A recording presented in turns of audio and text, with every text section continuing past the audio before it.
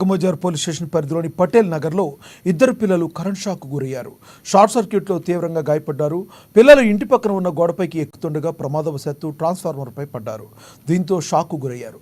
గమనించిన కుటుంబ సభ్యులు వారిని హుటాహుటిన చికిత్స నిమిత్తం ఆసుపత్రికి తరలించారు. ట్రాన్స్ఫార్మర్ చుట్టూ ఎలాంటి కంచె లేకపోవడంతో ఈ ఘటన జరిగిందని స్థానికులు ఆరోపిస్తున్నారు.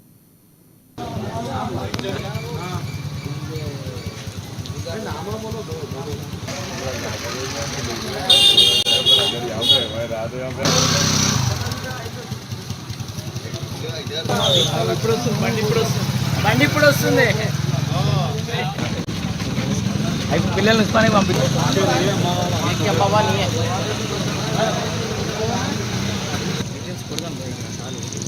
బ్రేకింగ్ కూడా ఫస్ట్ బ్రేకింగ్ కొడదాం.